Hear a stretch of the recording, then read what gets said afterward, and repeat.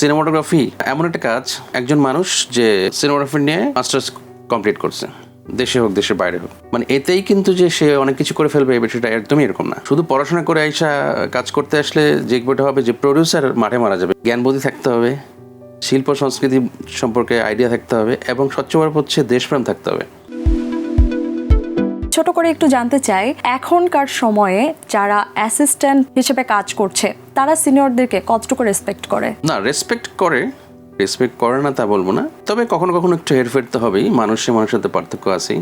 আসলে মানে সিনেমাটোগ্রাফি এমন একটা কাজ যেটা আসলে একটু যদি পিছনের দিকে গল্প বলি, সেটা হচ্ছে যে একজন মানুষ যে সিনেমাটোগ্রাফি নিয়ে মাস্টার্স কমপ্লিট করছে, দেশে হোক দেশের বাইরে হোক, মানে এতেই কিন্তু যে সে অনেক কিছু করে ফেলবে এই বিষয়টা একদমই এরকম না। এটা একটা কনফিডেন্স লেভেল বাড়ায় এবং তার গ্রামাটিক্যালি কাজ করতে গেলে যেসব মানে টেকনিক্যাল প্রবলেম ফেস করবে সেগুলোকে অনেক সহজ করে দেয়। কিন্তু গ্র্যাজুয়েশন করার পরেও তাকে আসলে একটু প্র্যাকটিক্যালি ইনভলভ থাকতে হবে, প্র্যাকটিক্যাল জ্ঞানটা থাকতে হবে, তার ওই সেন্সটা থাকতে হবে যে কাজ করতে নিজে অ্যাপ্লাই করতে গেলে যে আসলে কি কোন ওয়েতে করা উচিত এবং সেটা মানে কাজটা নষ্ট করবে না, সেই জ্ঞানটা থাকা উচিত। এই জন্য আসলে একটু গুরুমুখী হওয়াটা জরুরি।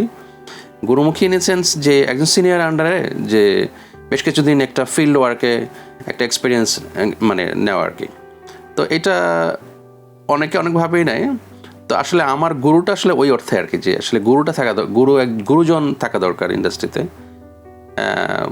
তাতে হয় কি যে যে ধরনের কমপ্লিকেসিগুলো অনসেটে তৈরি হয় এগুলার ফেস করতে হয় না আর কি, বা এগুলোকে ট্যাকেল দেওয়ার যে মানে ইনস্ট্যান্ট বুদ্ধিটা থাকা দরকার, এটা এইভাবে কাজ করতে করতে ওটা চলে আসে। আর এখানে যেহেতু প্রতি মুহূর্তে প্রডিউসারকে অনেক ইনভেস্ট করতে হচ্ছে, খরচটা অনেক বেশি হয়ে যায়, তো সেইটাও মাথায় রাখা আর কি, যে শুধু পড়াশোনা করে আইসা কাজ করতে আসলে যে বইটা হবে যে প্রডিউসার মাঠে মারা যাবে, ওই মানে এক্সপিরিয়েন্সটা না থাকলে যে আমাকে আসলে এই মুহূর্তে একটা প্রবলেম তৈরি হয়েছে সেটাকে আমি ট্যাকেল দেবো কীভাবে, এটা প্র্যাকটিক্যাল ওয়ার্ক অনেক জরুরি, এক্সপিরিয়েন্স থাকা দরকার, এই জন্য আসলে গুরু থাকা দরকার। তো এখন এইখানে আসলে সম্মান অসম্মানটা আসলে মানুষে বেড়ে করে।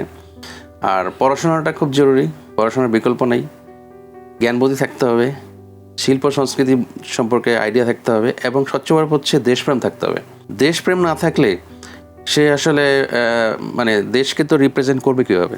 আমরা তো ইনফ্যাক্ট দেশকে রিপ্রেজেন্ট করি, আমাদের কালচারকে রিপ্রেজেন্ট করি, আমরা আমাদের ন্যাশনকে আমরা রিপ্রেজেন্ট করি। এখন আমি পিছন থেকে কাজ করি, কেউ হয়তো ক্যামেরার সামনে কাজ করে, বিষয়টা একদমই মানে এরকমই কিন্তু।